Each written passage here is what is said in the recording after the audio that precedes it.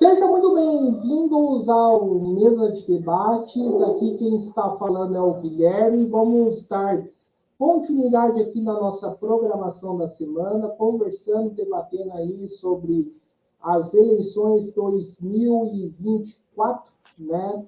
Aí as eleições aí que estão ocorrendo, né? Com os candidatos, né?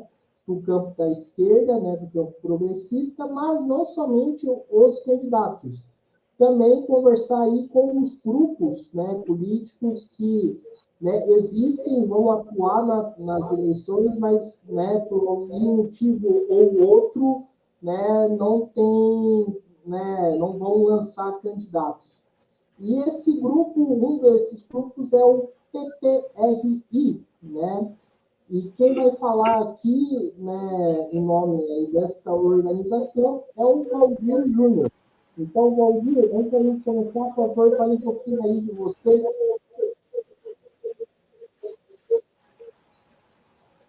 Boa tarde, Guilherme, muito obrigado pelo convite. Nós temos uma posição bem clara sobre as eleições. Nós partimos do princípio do leninismo, que afirma que as eleições são um campo próprio de disputa da burguesia. Isso significa que, dentro da disputa eleitoral, ocorre a disputa entre as frações da própria burguesia pelo poder do Estado, pela direção do poder do Estado. E, evidentemente, não é o campo próprio de disputa dos explorados, que, no caso, é a luta de classes. Ora, aqui no Brasil, nós vamos ter uma disputa eleitoral ao redor das prefeituras e cargos de vereança, os vereadores. Os partidos burgueses, eles estão se alinhando em dois grandes blocos, né? Que são os blocos da Frente Ampla Burguesa de Lula e Alckmin, de um lado, e outro lado os bolsonaristas. Há intermediários aí, mas normalmente estão alinhados a um ou outro bloco. As esquerdas, em geral, elas não têm uma candidatura que fuja das promessas de, quando forem eleitos, realizarem um programa eleitoral. E isso para nós não é muito correto, não. Isso para nós expressa a política que eles têm de disputa dos cargos no interior do Estado burguês. Nós entendemos que as massas elas estão sendo arrastadas pela burguesia para a disputa eleitoral ao redor dos seus próprios candidatos, os candidatos da burguesia. Sob aquele engodo de que as pessoas votando estão escolhendo quem vai governá-las. Esse engodo deve ser combatido pelos revolucionários. A democracia burguesa é a expressão mais acabada da ditadura de classe da burguesia. E por isso, quando a gente atua no campo das eleições, e só fazemos isso por conta de as massas estarem ainda iludidas com as ilusões democráticas nas eleições, nos candidatos, etc., só por isso nós somos obrigados a atuar, para não deixar que a burguesia maneje as massas livremente. Nessas condições, nós temos que, em primeiro lugar, denunciar a democracia burguesa como uma farsa, como uma ditadura de classe da burguesia. Em segundo lugar, nós temos que defender o programa revolucionário, o programa do proletariado, a sua estratégia própria de poder, que no caso do Brasil tem a forma do governo operário camponês, que expressa a revolução e a ditadura proletárias. E nós temos que defender que as massas tomem a solução dos seus problemas pelas suas próprias mãos. O que significa isso? Significa que as massas devem não confiar nas vias que a burguesia apresenta para a solução dos problemas, mas sim nos seus métodos próprios de luta, na luta de classes. na sua organização com independência de classe, com os seus métodos próprios de luta e com democracia operária. É dessa maneira que a gente entende que deve ser a atuação das eleições. Se nós pudéssemos lançar um candidato hoje, o PPR é muito embrionário, ele surgiu há um ano, um pouco atrás, fruto da nossa expulsão do POR, da fração Guilherme Loura, né? Nós não temos condição de lançar candidato. Por isso, é bem provável que nas eleições nós vamos defender o voto nulo, né? E um voto nulo com um conteúdo bem claro. Qual é o conteúdo do voto nulo que nós defendemos? É o voto nulo que vai expressar a necessidade da construção do Partido Revolucionário e a defesa do seu programa. Note-se que esse ano nós temos uma particularidade nessas eleições, que é o fato de que elas acontecem no momento da luta de classes mundial, que está extremamente acirrado, né? Nós temos manifestações em defesa dos palestinos por todos os continentes, em diversos países, até os mais remotos, aqueles que nunca aparecem nos jornais, têm feito manifestações em favor dos palestinos e contra o sionismo. Essas tendências de luta mundiais têm se repercutido no Brasil. No entanto, o que tem acontecido é que as tendências de luta que se manifestam, e elas se manifestam porque a burguesia mundial tem a necessidade de atacar as massas, né, basicamente com dois eixos, que são o protecionismo do capital financeiro, de um lado, e de outro lado, a elevação da superexploração do trabalho por meio da desvalorização da força de trabalho, atacar as condições de vida e trabalho, os direitos, etc. Né? Então, a burguesia, centralizadamente, ela tem desfechado esses ataques, seja com governos de direita, seja com governos de esquerda. No mundo todo, a burguesia se direitiza, né, impondo medidas reacionárias. As massas têm se levantado para se defender. Né? No primeiro semestre no Brasil, nós tivemos uma série de tendências de luta que foram sufocadas. Né? Tendências de greve que não deixaram, as direções não deixaram que acontecesse, como no caso dos professores da rede estadual de São Paulo, ou greves que aconteceram, como os professores da rede municipal de São Paulo, que aconteceram, mas que a direção canalizou esses movimentos para o parlamento, para a via institucional da burguesia e não para a via da luta de classes nas ruas. Estou dando esses dois exemplos porque eles expressam bem o que está acontecendo. Uma tendência forte de luta, mobilizações muito grandes, muito fortes, mas as direções se encarregam de evitar que elas se projetem como lutas contra a burguesia e seus governos. Isso daí tem permitido que os governos, seja de esquerda, seja de direita, mas principalmente os que chamados de direita ou de extrema direita, tenham conseguido avançar em suas medidas reacionárias de privatizações, de cortes de direitos, etc., de maior exploração do trabalho. Esses governos, ao avançar com essas medidas, estão se fortalecendo e estão fortalecendo a extrema-direita em geral. Então, na verdade, as direções que têm bloqueado os movimentos têm colaborado para o avanço da extrema-direita. É exatamente o oposto do que elas dizem. Elas dizem que não fazem lutas porque o central agora é fazer disputa eleitoral para evitar que a extrema-direita avance. No entanto, quando elas anulam as lutas, elas favorecem amplamente os governos de extrema-direita. E isso tem abarcado praticamente o conjunto das correntes de esquerda. Eles reproduzem aqui o que fazem na Europa. Na Europa acontece isso também.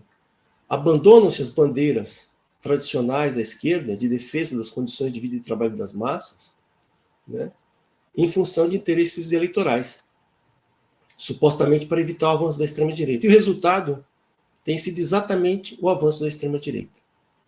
Né? Então, contra essas políticas de traição, nós não temos como apoiar nenhum tipo de candidatura das esquerdas brasileiras, porque elas estão todas envolvidas, em maior ou menor grau, com as traições que foram desenvolvidas no primeiro semestre. No segundo turno, vão todas se colocar sob o guarda-chuva dos candidatos da Frente Burguesa Ampla de Lula e Alckmin. Com certeza, sob o pretexto de combater a extrema-direita. Então, nós estamos numa situação aqui no Brasil em que as massas tendem a lutar, mas os governos e a burguesia não precisam sequer utilizar os aparatos repressivos para conter os movimentos. As próprias direções derrotam esses movimentos.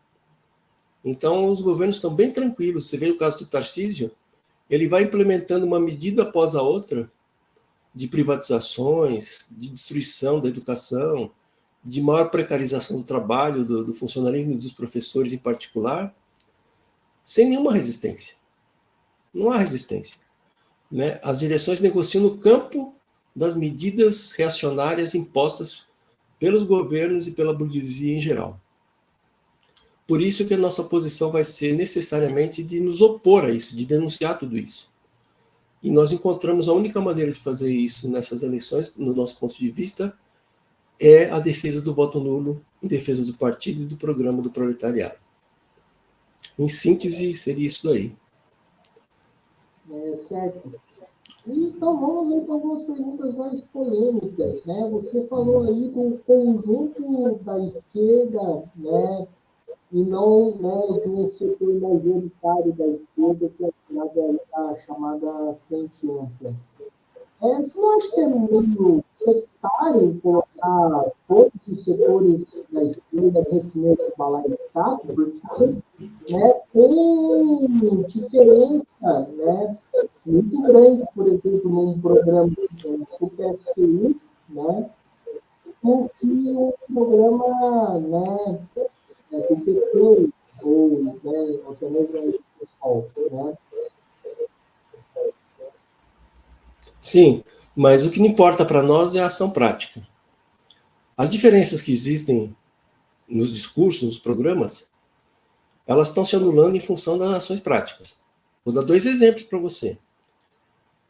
O PSTU, que dirige a Conlutas, essa Conlutas, a CSP Conlutas fez acordos de demissões no Vale do Paraíba, muito semelhantes, às vezes exatamente iguais ou até inferiores, aos fechados pela CUT e pela Força Sindical. Não se colocaram por mobilizar os trabalhadores para defender os seus próprios empregos por meio da luta de classes. Vou dar outro exemplo. Na situação dos trabalhadores da educação, os professores da rede estadual, no início desse ano, nós tivemos aí 40 mil demissões da categoria O. E o PSTU e as esquerdas, POR, MRT, todos, não se colocaram, não só pela greve. Não é que eles não se colocaram pela greve, quando a greve estava, inclusive, contrastando na Assembleia que decidiu. Eles não se colocaram por nenhuma medida de resistência a esse ataque brutal que transformou 40 mil professores em pessoas que vivem de bico, vivem de trabalho precarizado e terceirizado hoje em dia, porque não teve ninguém que defendesse os seus empregos. A defesa do emprego, só uma coisa, a defesa do emprego é a defesa da sobrevivência dos trabalhadores, é a única fonte de sobrevivência. E ela é parte do programa. Qualquer organização que não tem em seu programa a defesa do emprego dos trabalhadores, ela não tem sequer o direito de se reivindicar dos trabalhadores. Por isso, nós dizemos que é o conjunto das esquerdas que tem colaborado para que a direita avance nas suas medidas. Valdir, só me situa, você está falando dos professores, né? Fala um pouquinho mais alto que eu não estou escutando, desculpa. Só me citou um pouco, você está falando aí dos professores no começo do ano ou em abril? Eu estou falando dos professores que foram demitidos no começo do ano. A direção do sindicato foi adiando as assembleias, e mesmo nas assembleias lotadas, a última assembleia lotada que teve, chegou até a votar greve. Mas a direção insistiu em fazer uma nova defesa e uma nova votação, e isso foi aceito pela oposição. Não. Mais ainda, essa oposição chegou antes da Assembleia no CR com a posição de defender a greve dos aplicativos. E na Assembleia defendeu supostamente a greve, junto com a defesa da greve de aplicativos, que foi por proposta da direção, para se opor à greve real. Está vendo? É uma conciliação com a política burocrática da direção. Claramente. E eles apoiaram, quiseram se colocar. E a greve de aplicativo foi um fracasso. Ela só serviu para não acontecer a greve efetivamente. Companheiro, eu tava nessa assembleia, fazendo a cobertura. Não foi esse cenário que eu vi, não. Tem vídeo isso. Isso tem vídeo gravado. Eu estava lá. Então, você estava lá, mas tem gravação disso. Você pode consultar. Sim, eu estava lá. O que eu vi, né, acho que a gente, né, tudo bem, a gente tem que ter crítica, né, a ambos os setores, né, o debate é bastante importante, mas o que eu vi foi os setores da chamada oposição fazendo o chamado da greve em abril. Agora, eu te pergunto na questão do começo do ano. Como que a gente faz greve se o sindicato não está presente? Em abril foi pior, porque em abril todos eles se colocaram abertamente contra a greve. Todos. Exatamente. Na fala no caminhão do som. Todos eles se colocaram contra a greve em abril. A única diferença que teve com a direção foi a data da assembleia seguinte. Foi a única diferença que aconteceu. Então, na verdade, a oposição se colocou no mesmo campo, com diferença apenas de aspecto. A essência da política da oposição foi a mesma da direção. A direção se subordinou à política do governo e a oposição se subordinou à política da direção. Isso foi uma desgraça para os professores. E agora o Tarcísio está implementando privatização das escolas, da direção das escolas. Né? Ele continua. Ele fez um concurso para que houvesse a contratação da categoria O, por meio de concurso, ou seja, contrato precarizado institucionalizado. Continua os ataques. Resistência? Não tem. Sabe qual é a resposta? Candidaturas. Quando terminou a greve dos municipais, foi a mesma coisa. Inclusive, saiu um material conjunto do Cláudio Fonseca, que é o presidente do sindicato, defendendo seus candidatos e os candidatos da chamada oposição. Candidatos do PSOL, do MRT, estavam tudo lá. Estava tudo no mesmo panfleto. Do PSTU, todos são bonzinhos. Vote neles que eles vão resolver os problemas. É isso que dizem para os trabalhadores. Contra isso, nós estamos defendendo o voto nulo. Se nós pudéssemos lançar candidaturas, ou se houvesse pelo menos uma candidatura que não tivesse metido nessa história, nós poderíamos até apoiar. Não é uma posição sectária, é uma posição contrária às traições que têm sido desenvolvidas. No caso da Assembleia dos Professores, eu acho que é uma posição que não condiz muito com o que aconteceu, mas tudo bem, já abriu. Mas continuando aqui a nossa conversa, e o PPRI, assim, né, acho que é uma das primeiras entrevistas que eu faço, né, pessoalmente com a organização. Né, e você faz toda essa análise, beleza, que acho que a gente não tem que estar muito peso nesse debate, mas assim, a pergunta que eu faço vocês, né, procuram, né, ter algum tipo de diálogo com algum grupo, né, ter algum tipo aí de debate, aproximação? Olha, nós atuamos, por exemplo, na Frente Palestina.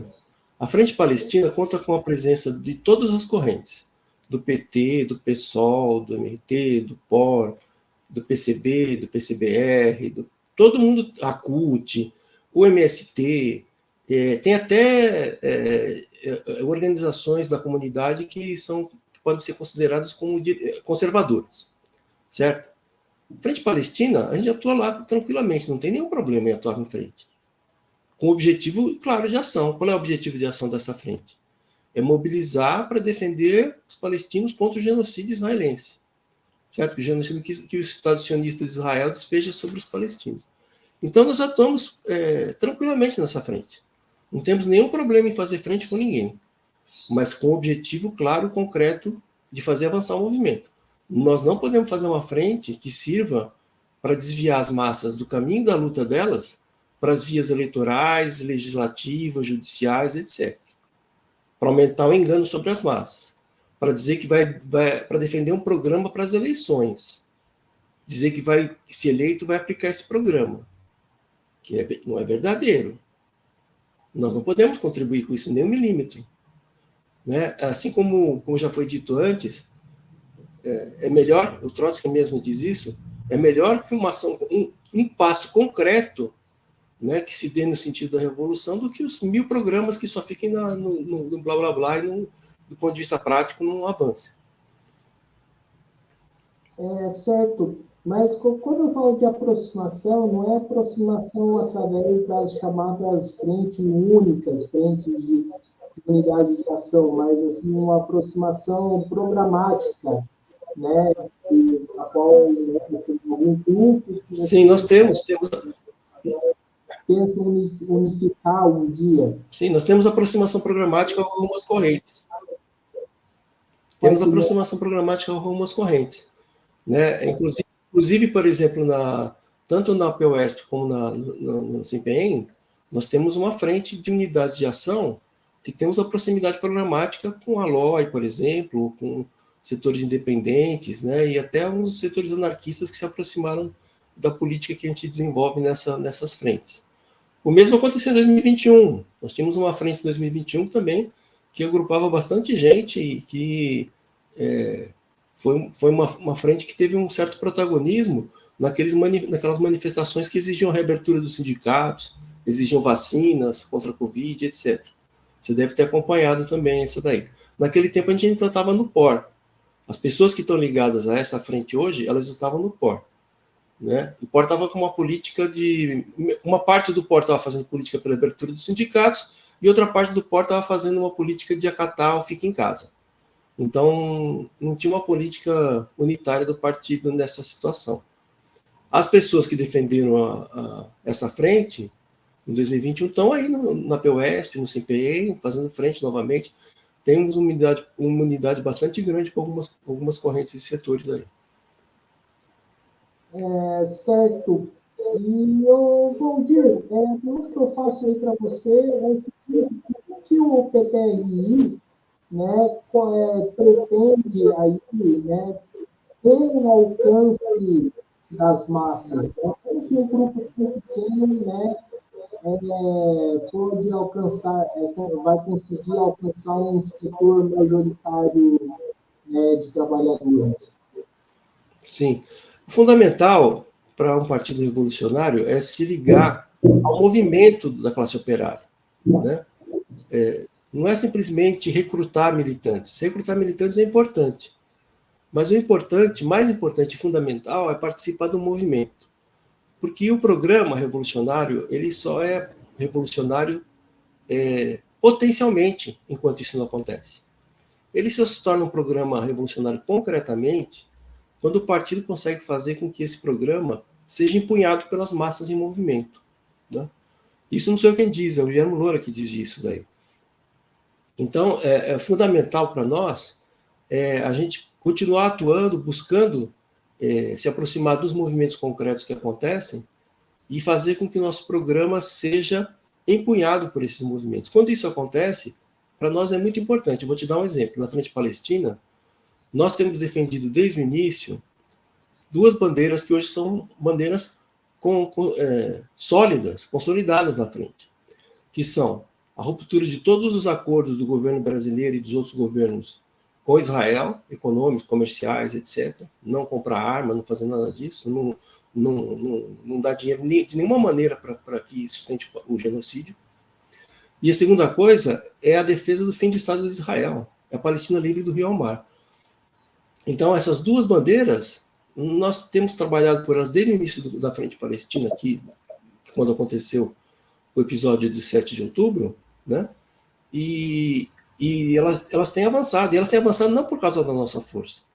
Elas têm avançado porque elas correspondem às necessidades do movimento de massas para enfrentar o genocídio sionista. Então, nesse sentido, essas bandeiras que foram defendidas por nós ganharam força ao se fundirem com um movimento concreto de massas.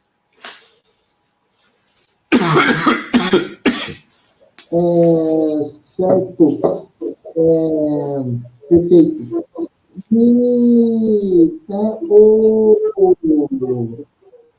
Valdir, e como é que, né, você vê esse, eu queria aprofundar um pouco mais esse argumento, né, que a frente ampla, né, utiliza, de que é preciso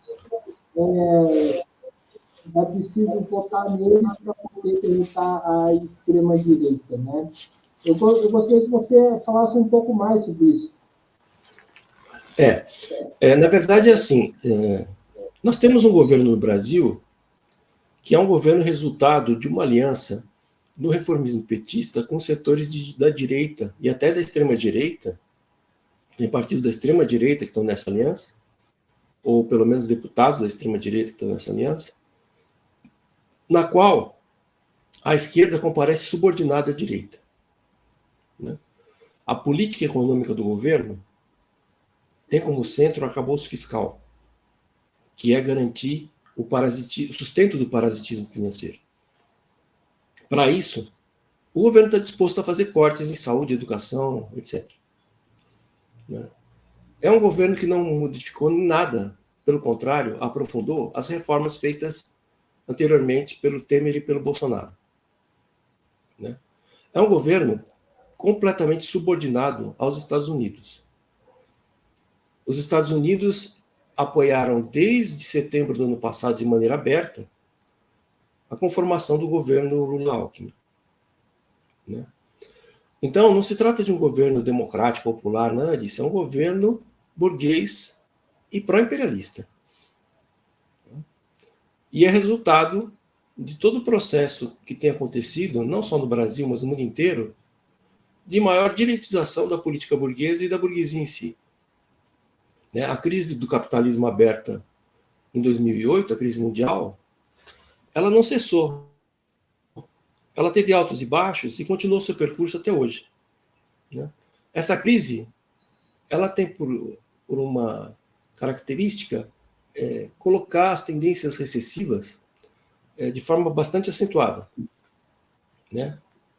E a burguesia, para contornar as tendências recessivas, desde 2008, ela tem trabalhado, primeiro em 2008, estatizou as dívidas das multinacionais e dos bancos. Isso criou um déficit das contas públicas de quase todos os países que tiveram que enfrentar essa crise. Depois, ela aprofundou terrivelmente as pressões no sentido de proteger o capital financeiro, que é para estar com as dívidas. Desculpa interromper, de novo, desculpa parecer mal educado, só peço para você ligar a sua luz. Você está fazendo a entrevista. Está ficando escuro? Eu vou ligar, espera só um minuto, então, espera aí.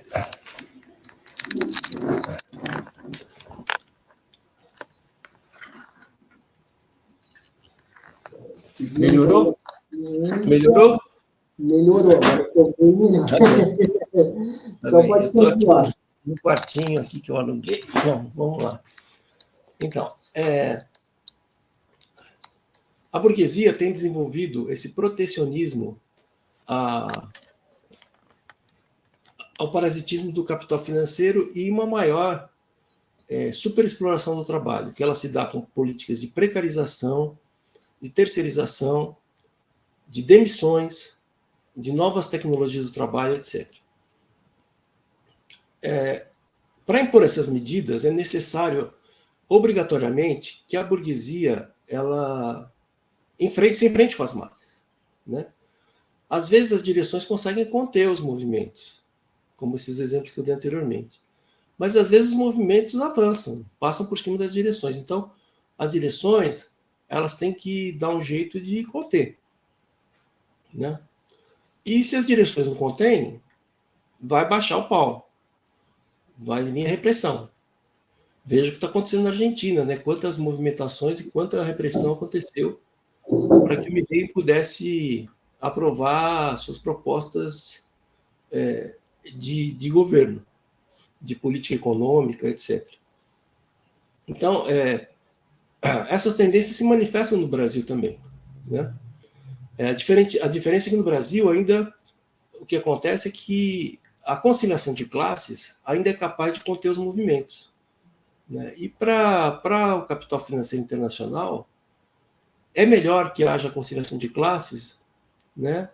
E que se as reformas, ou melhor dizendo, as contra-reformas, sejam aplicadas, entre aspas, pacificamente, do que ser necessário um grande aparato repressivo para despejar essas reformas.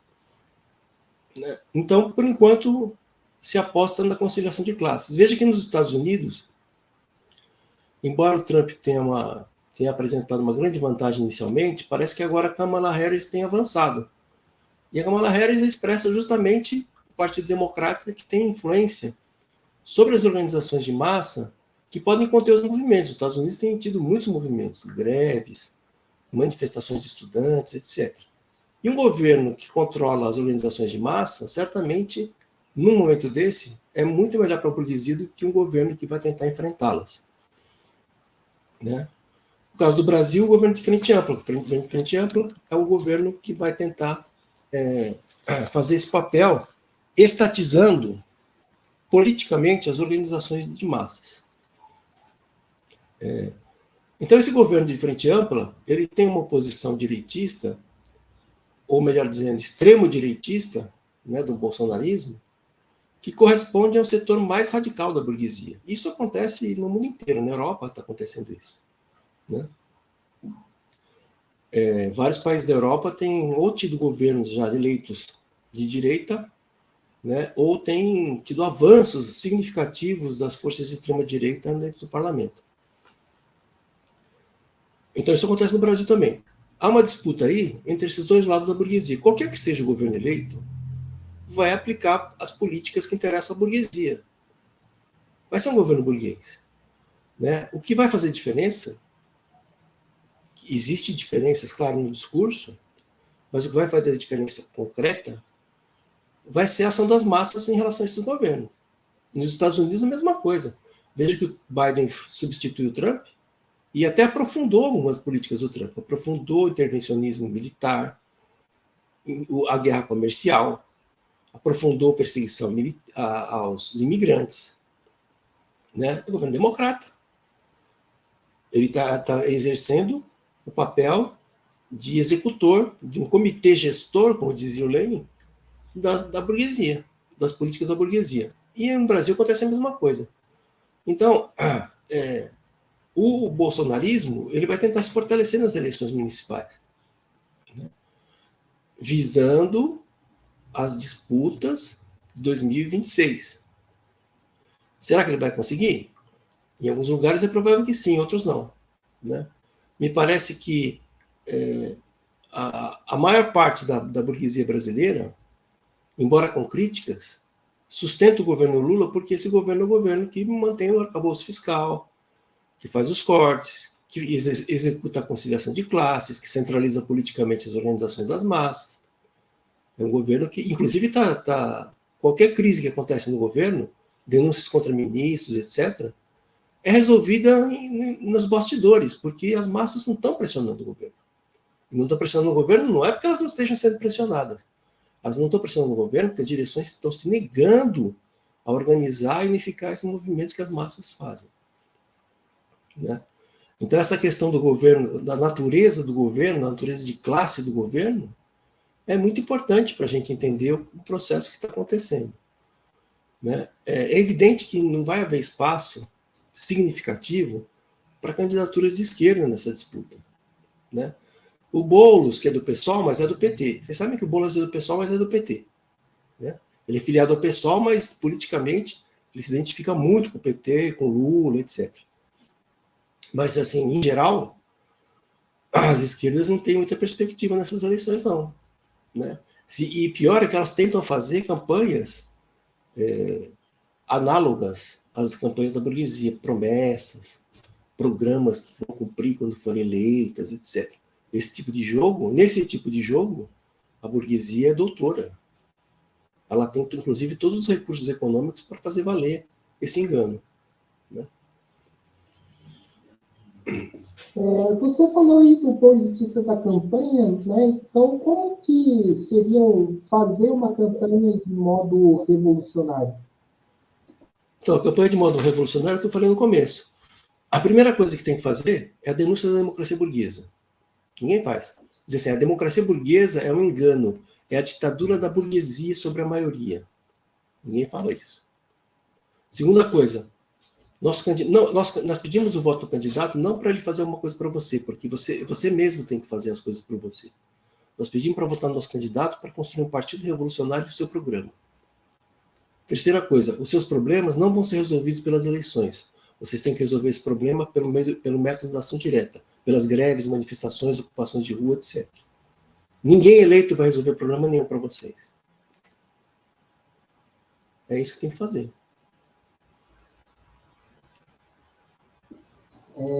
Certo.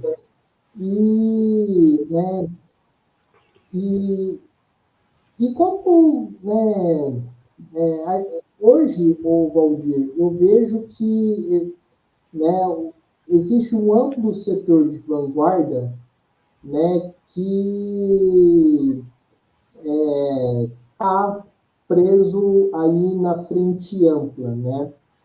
E os grupos que se reivindicam, que, na minha interpretação, né, se reivindicam revolucionários, são muito pequenos. Você fez aí uma análise falando, né, do PSTU, falando do POR, falando do MRT, falando da CST. E a pergunta que eu faço para você é o seguinte, né? Como sair, né, dessa marginalidade, né, de grupos tão pequenos como o próprio PPRI, né? Essa pergunta que eu faço, essa é a preocupação. Claro, uma preocupação extremamente válida. E assim, a gente tem que entender que a classe operária é que vai fazer os processos revolucionários, não vai ser o partido. O partido, ele expressa o programa, ele vai ajudar no sentido que ele vai ser a direção política do movimento. Mas quem faz o movimento são os operários. E a classe operária, o proletariado e os demais oprimidos não se mobilizam porque alguém os chama a se mobilizar simplesmente. Não é o problema do diálogo, como dizem, do discurso, nada disso. O capitalismo tem suas contradições e essas contradições objetivas levam necessariamente ao enfrentamento dos explorados contra os exploradores. Esse enfrentamento ele é mediado. Ele é mediado pelas direções, ele é mediado pela democracia burguesa, né? Ele é mediado por esses elementos. No entanto, esses elementos, por si só, não são capazes de conter absolutamente o movimento das massas. Né? Então, é preciso você construir um partido que seja um partido firmemente organizado ao redor de um programa, né, revolucionário, que seja expressão das tendências revolucionárias da classe operária, do proletariado, expressão consciente, teoria, a ciência do proletariado, né, que vai expressar toda a experiência que o proletariado teve para que nos repitam os erros, né, para que se possa avançar. E esse partido tem que se ligar com o movimento das massas. Né. Inicialmente, esse partido vai ser um partido pequeno, ele vai avançar na medida em que o movimento das massas avança. Hoje, existe um isolamento grande, por exemplo, do PPRI, porque as correntes de esquerda debandaram na sua grande, esmagadora, quase totalidade, para posições de defesa da democracia burguesa imperialista. Isso é muito grave. Essa crise de direção que nós estamos vivendo agora jamais foi vivida antes. Né? Então, é uma situação muito difícil. No entanto, a nossa política tem respondido aos problemas vividos pela classe operária mundial e nacional. Isso vai permitir o nosso avanço, vai permitir que se mantenha aberta uma porta para que a classe operária, quando se levantar, ela possa tomar o seu programa em mãos e caminhar no sentido da revolução. Se não existir um partido, uma organização que expresse esse programa, essa política, essa ciência, a classe operária não vai conseguir por si só chegar até a revolução, né? O que eu estou falando, tem vários exemplos que mostram o nível de degradação que tem na esquerda. Vou dar alguns exemplos.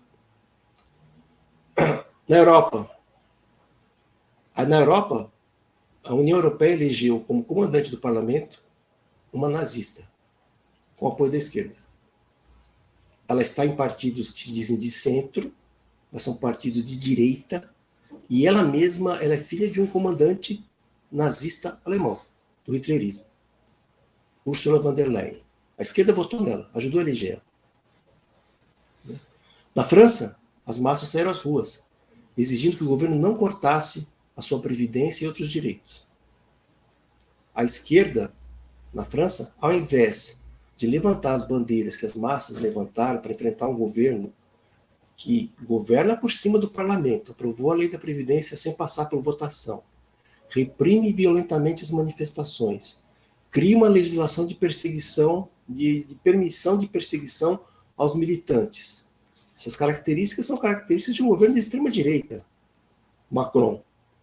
A esquerda na França fez uma frente para salvar o Macron de uma derrota terrível, que ia ter uma humilhação nas urnas. E salvou.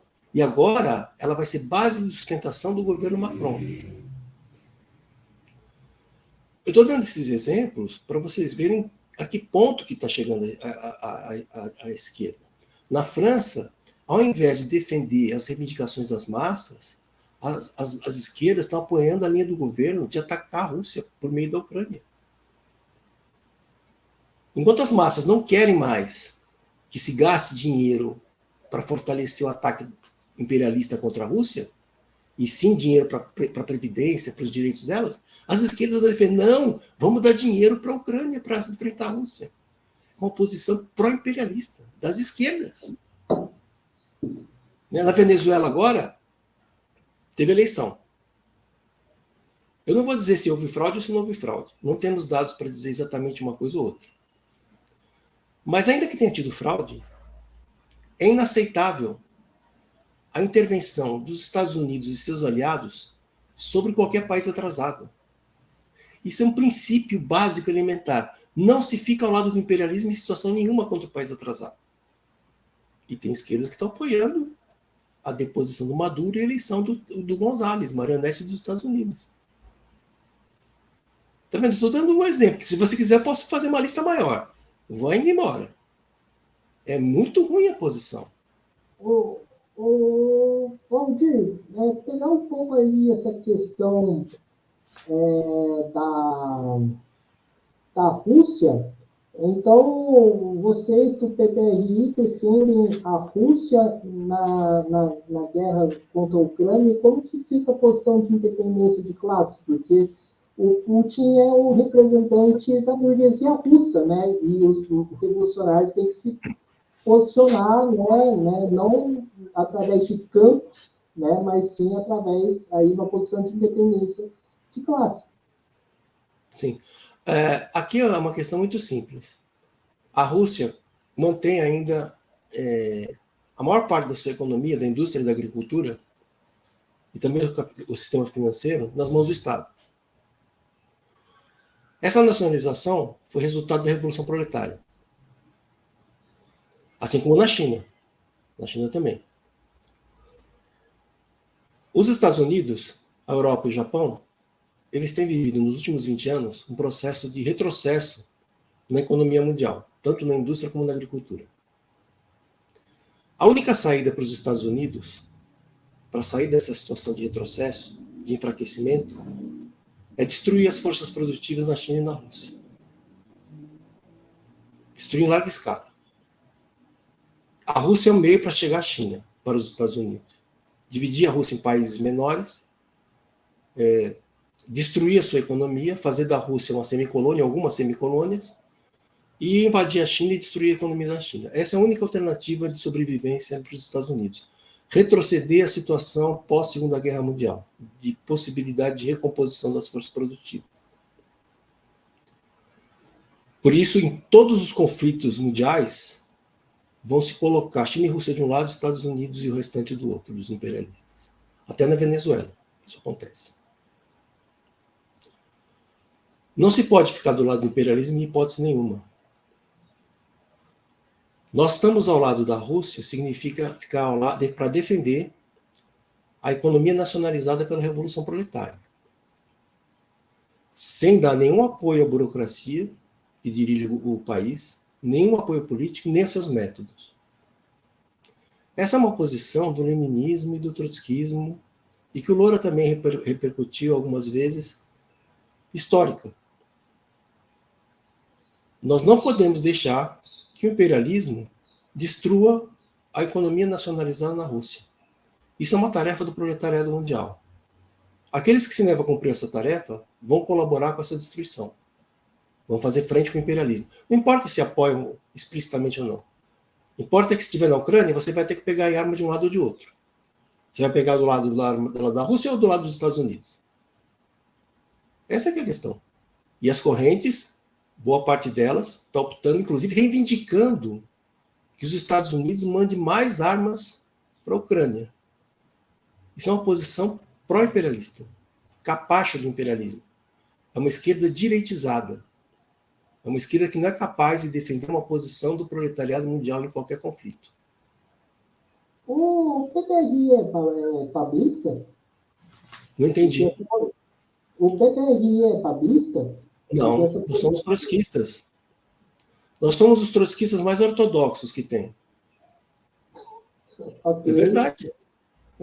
Nós somos os trotskistas mais ortodoxos. Nós defendemos todo o legado do Guilherme Loura, que o povo brasileiro está negando. Se você quiser, você pode adquirir com a gente. Nós temos já publicações de crítica programática ao Comitê de Enlace, que tem negado. O povo boliviano, a direção deles, está espezinhando o programa do Loura todo dia. Mudaram a estratégia já. Não é mais governo operário camponês. A estratégia do povo boliviano é governo operário camponês e das classes médias oprimidas. É uma bandeira que o MRT levantou alguns anos atrás e que o próprio POR criticou. Se você não conhece, você pode ver nos arquivos do próprio POR a crítica que o POR fez. Não, eu conheço o POR, conheço o MRT, inclusive eu já fui militante do... Então, você pode achar na internet. Não, sim, mas nunca vi essa...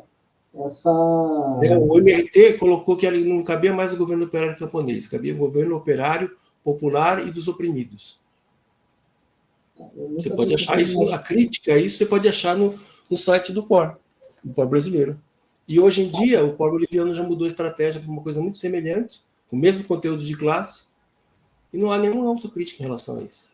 Mas eu te perguntei o fato, né, do Fabrício... Deixa eu só falar outra publicação. Eu falei 2 publicações. Tem uma publicação que a gente lançou há pouco tempo, que é um estudo detalhado sobre alguns aspectos da economia russa, particularmente da agricultura. Nós vamos fazer um estudo semelhante para mostrar também do comércio e da indústria.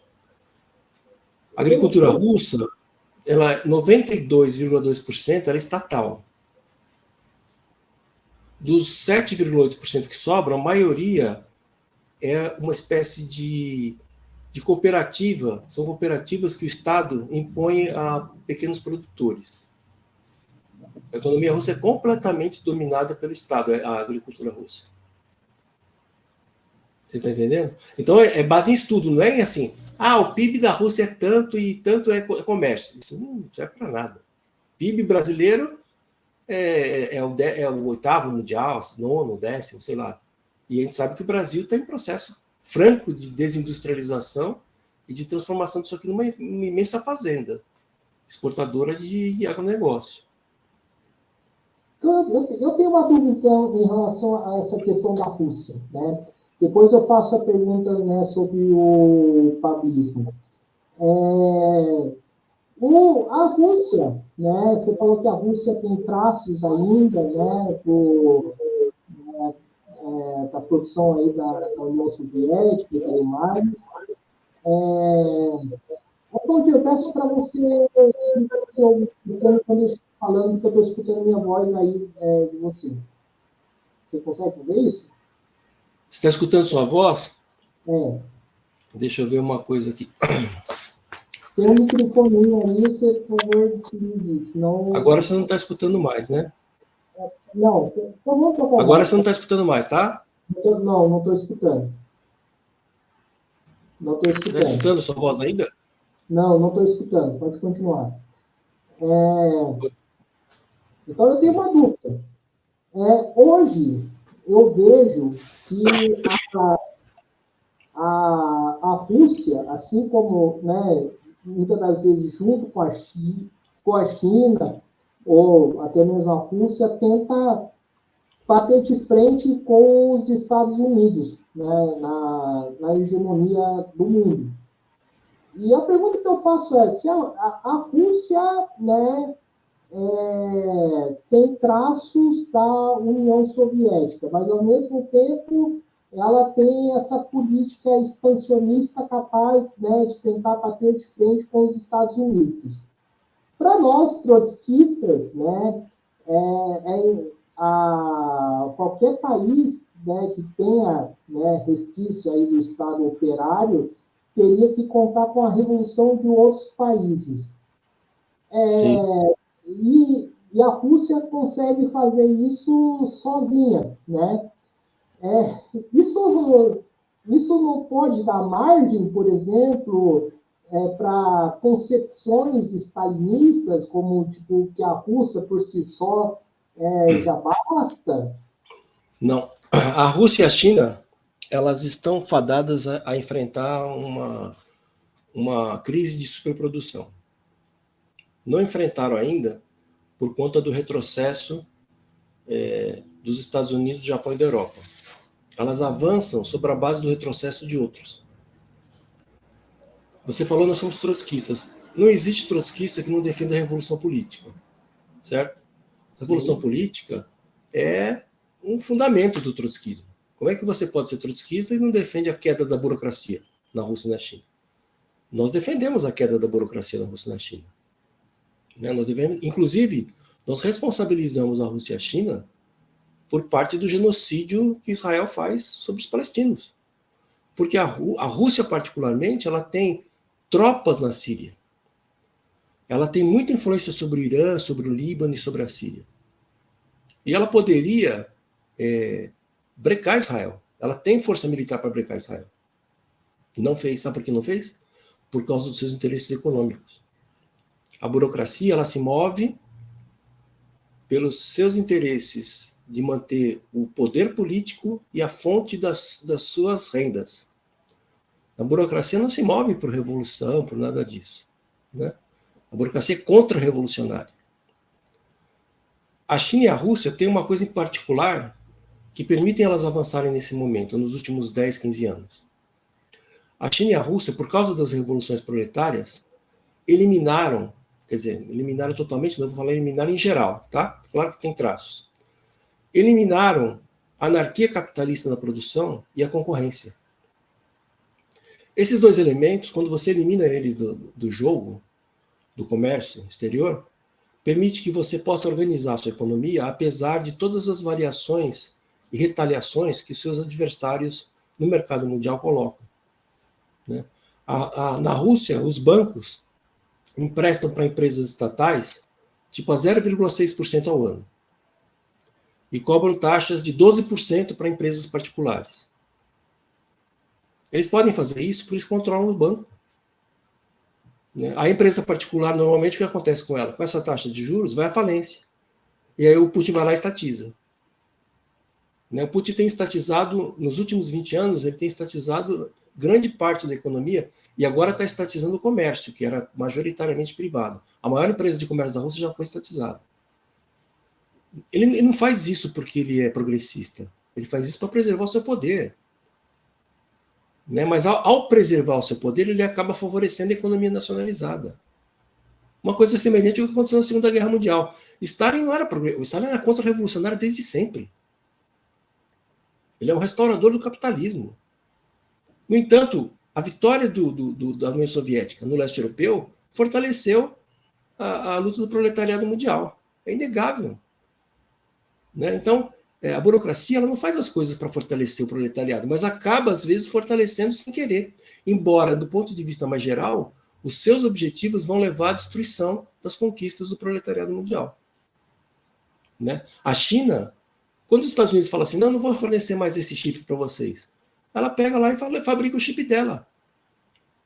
Hoje, dos 44 itens, 47 itens de tecnologia mais avançada no mundo, 44 são chineses. Sabe por quê? Por causa disso, não tem concorrência. O Xi Jinping chega lá, ele quer fazer um hospital, como fez na Covid, e fez em 10 dias. Mas sabe por que ele consegue fazer isso? Por causa do poder ditatorial da burocracia e porque não tem concorrência e não tem anarquia do mercado. Os Estados Unidos tentaram proibir a NVIDIA de fornecer chip para a Rússia. Sabe o que aconteceu? A Rússia comprou da Armênia. A Armênia compra dos Estados Unidos e vende para a Rússia. O mesmo chip que os Estados Unidos tinham boicotado a Rússia.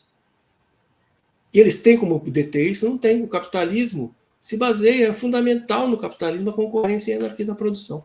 Então, essa briga é uma briga que ou há uma guerra, ou vai haver cada vez mais avanço da Rússia e da China, em detrimento dos Estados Unidos e dos outros países imperialistas. É a situação que a gente está vivendo no mundo hoje. Então vamos ir para a última pergunta. Oi. Opa, pode falar. Isso não nos exime de defender a revolução política. É claro que na Rússia hoje é muito mais difícil defender a revolução política. Sabe por quê? Porque a Rússia elevou em 10 vezes o PIB per capita nos últimos anos. A Rússia consegue manter uma alta empregabilidade por conta desses acordos que eles fazem de cooperativas na agricultura, não implementam tecnologia de ponta na agricultura. Então tem muita gente empregada em agricultura. A indústria militar da Rússia produz que nem um negócio absurdo, que produz armas. 1 em cada 5 russos está empregado na indústria militar. Né? Então, essas condições, tem um monte de programas sociais, tem fartura de coisas no comércio, no supermercado, para você comprar o que você quiser. Então, o que acontece? Os russos estão falando assim, legal, Putin. Você está entendendo? Mas isso não vai durar para sempre. É o que eu falei, a crise vai vir na Rússia e na China e com força. Quanto mais eles se desenvolverem, mais forte vai ser a crise de superprodução nesses países. E aí vai se abrir o caminho para a revolução política, que nós temos que defender. Certo. Vamos ir para a última pergunta, o Valdir, né, que está aí, né, explicando, né, por que eu perguntei, né, se o PDRI, né, era pablista, né? Não somos papistas. Não, tudo bem, mas deixa eu tentar. Não, tudo bem, deixa eu tentar explicar, por favor, né, onde vai essa linha de raciocínio. O seguinte, porque você coloca a todo momento, o Valdir, né, que é necessário defender o campo da Rússia contra a Ucrânia. É necessário que a Rússia tenha que, né, intervir na questão, né, de Israel. Mas a pergunta que eu te faço é o seguinte, né? E aonde que fica a classe operária nessa história toda, né? Porque até onde que eu sei na literatura trotskista, a defesa, né, de um país contra o outro, que eu acho que não é o caso, né, da questão, né, da Rússia e da Ucrânia, né, que, na verdade, ao meu ver, né, eu defenderia o fim da guerra, né, através do método da classe trabalhadora. O que acontece? Para mim, né, soa muito essa posição do pablismo, né, de buscar respostas políticas, né, através de campos, né, e não através da classe trabalhadora.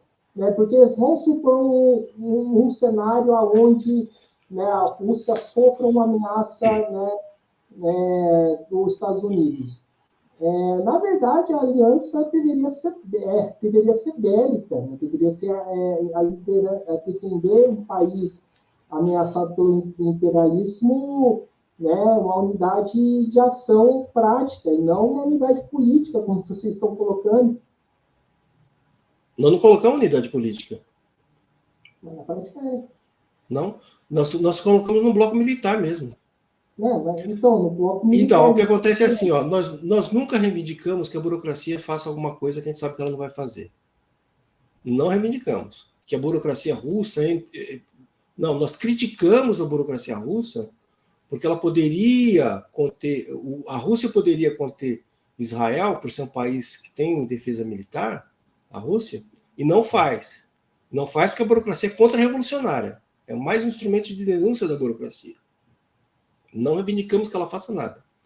Na guerra da Ucrânia, não existe uma posição da classe operária, dos trabalhadores, independente da briga entre a OTAN, os Estados Unidos e a Rússia. Não existe. O que existe, concretamente, é uma briga entre a OTAN, que reuniu 32 países, despejou o maior contingente de armas contra o único país da história da humanidade e não conseguiu derrotar a Rússia. Né? E a Rússia, a burocracia na Rússia, ela não quer ganhar a guerra. Basta ver que ela tem condições de ganhar a guerra e não ganha a guerra. A Rússia, a China, os Houthis e o Irã são os únicos países do mundo que têm mísseis hipersônicos. Os Estados Unidos não têm hipersônicos. Eles podiam acabar com a guerra. Sabe por que eles não acabam? Porque o interesse da burocracia não é acabar com a guerra. Não é derrotar a Ucrânia. Não é tomar Kiev e chegar até a Polônia. O objetivo da burocracia sempre foi, sempre será o acordo. O acordo com o imperialismo. Aquele acordo que Stalin fez lá atrás é a mesma coisa agora. Eles querem um acordo com o imperialismo. Eles pressionam militarmente por um acordo com o imperialismo. Esse acordo não vai garantir a paz. Pode até haver um cessar-fogo durante algum tempo. Não vai garantir a paz. O imperialismo precisa destruir as conquistas da Revolução Proletária. Se ele não vai conseguir agora, ele vai ganhar tempo com acordo com a burocracia para depois destruir a Rússia. Então é uma questão de subordinação. Ó, é uma questão de subordinação.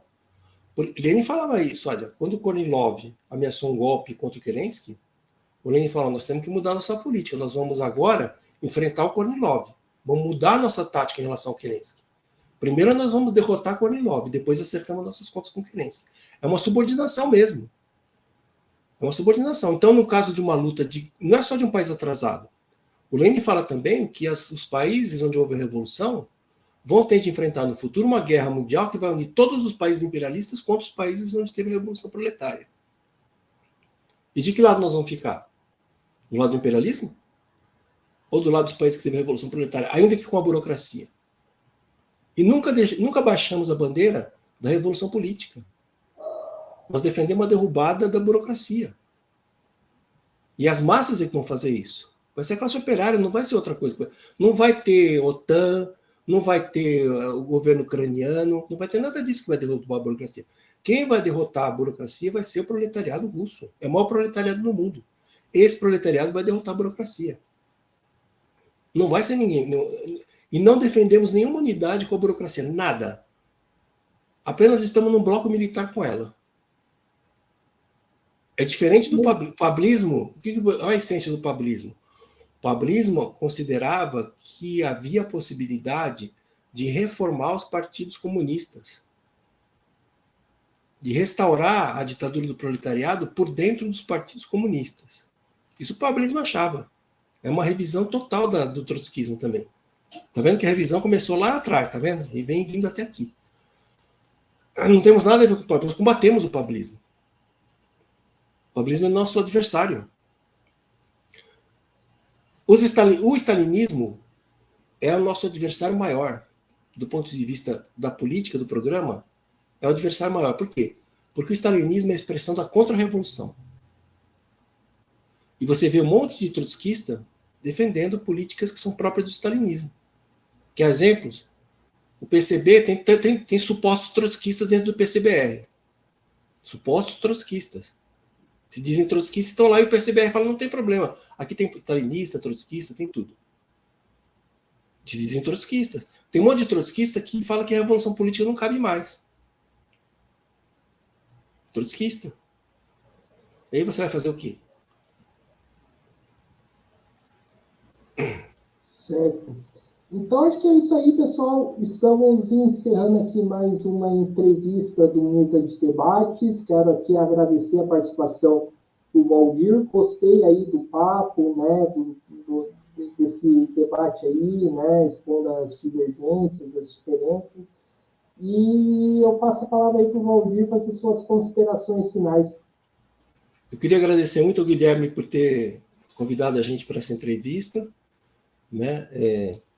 Embora a gente tenha colocado como objetivo discutir a tática eleitoral, discutimos um monte de outras coisas, acho que foi bem legal isso daí, porque efetivamente é isso que interessa para a luta revolucionária mesmo, e que possamos mais uma vez participar de outras atividades aí do canal Mesa de Debates do Guilherme, e contribuir aí para a divulgação da discussão, do conflito de ideias mesmo, isso é muito positivo.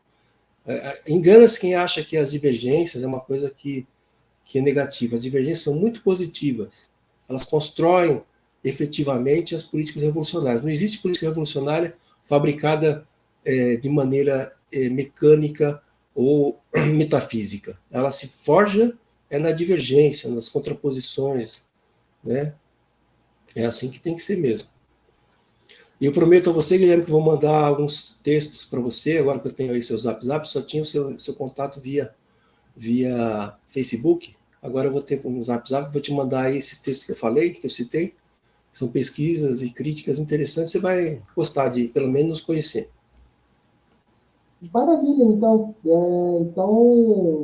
Mais uma vez, agradecendo ao Valdir, também agradecendo a você que estiver nos assistindo. Peço aqui que se inscreva no canal podcast Mesa de Debate Escrito no Pouco e acompanhe o nosso trabalho. Curta, compartilhe, comente aqui as nossas entrevistas, matérias, programas. Tem uma travada aqui, peço desculpa. Né? E siga a gente nas nossas redes sociais. Nós estamos no Facebook, TikTok, Instagram e no Quai. E quem puder, contribua aqui com o nosso Pix 385-007-028-00 CPF. Então é isso aí, pessoal. Por hoje é só, né? Só isso. Forte abraço e fui!